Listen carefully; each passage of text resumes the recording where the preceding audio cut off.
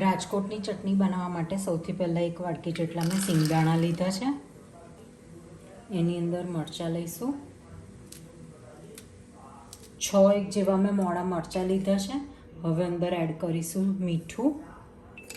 હવે એક મીડિયમ સાઇઝનું લીંબુનો રસ લઈશું. હવે આપણે એને ક્રશ કરી દઈએ. લીંબુની જગ્યાએ તમે લીંબુના ફૂલ પણ યુઝ કરી શકો છો. જરૂર પડે તો થોડુંક આપણે પાણી એડ કરીશું.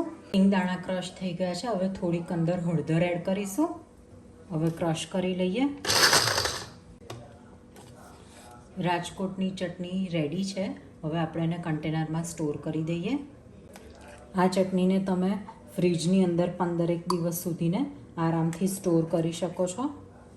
તૈયાર છે આપણી રાજકોટની ફેમસ એવી ચટણી, જેને આપણે કોઈ પણ ફરસાણ સાથે સર્વ કરી શકીએ છીએ. હવે આપણે આમાંથી ચટણી બનાવીશું.